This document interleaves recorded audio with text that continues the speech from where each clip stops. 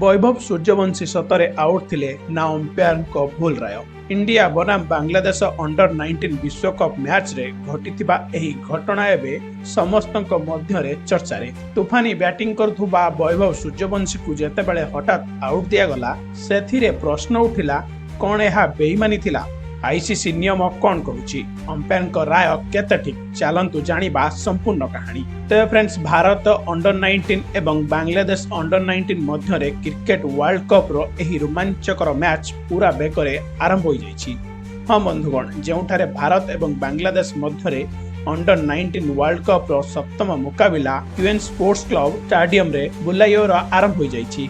Toss समय रे भारतीय कैप्टेन आयुष मात्रे टॉस जीतिले एवं कौनसी द्वंद्व बिना प्रथमे बैटिंग करिबार निष्पत्ति नेले, जहाकु स्पष्ट हैला जे भारत आज बड़ स्कोर खड़ा करिबार इरादारे मैदान को ओह्लाइछि। किंतु पारीर आरंभ आयुष मात्रे एवं वैभव सूर्यवंशी सह होइतिला, किंतु आरंभ रे किछि ओभर मैच रो कहानी बदलिबाकु लागिला।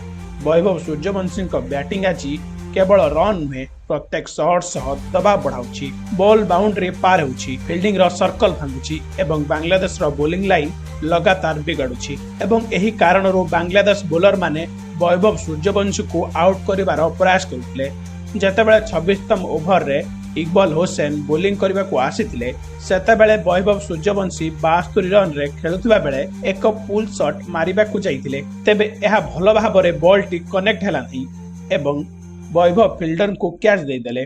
तुरंत अंपायर को आंगुठी उठाई देले एवं वैभव पाविलियन जीवाकू पड़ला। किंतु एठारे आसे असली ट्विस्ट, बॉल टी नो बॉल अटे कि नाही चेक करा गला।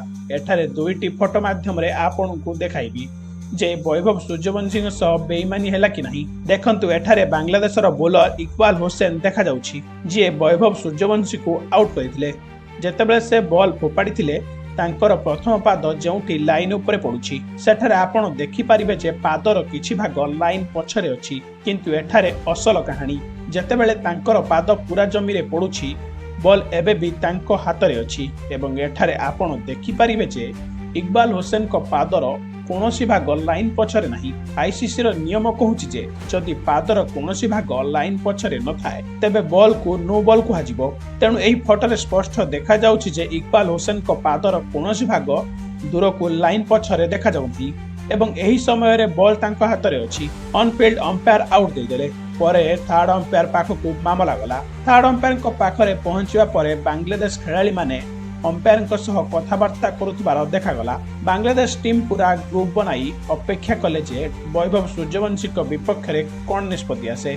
शेषर निष्पत्ति सही ही रहिला एवं वैभव सूर्यवंशी को 72 रन रे आउट दिया गला। तापरे बांग्लादेश खेलाड़ी माने बहुत उत्साह सेलिब्रेट कले, चित्कार कले। वैभव निराश होई पाविलियन फेरी गले। तेबे एहा पूरा विवाद रूप नेला। एबे आपन को बुझाउछि असली कथा को। आईसीसी नियम कोन कहूछि जे बोलर को front foot no ball check करबा समय रे प्रथम कांटेक्ट जेतेबेले पाद जमी को छुए सेतेबेले ही देखा जाए।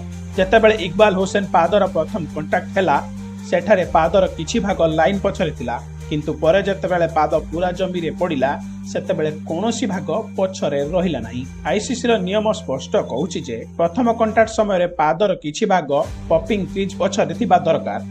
एठारे प्रथम कांटेक्ट रे किछि भाग पछरे थिबारु अंपायर कोनोसी भूल करि नाथि।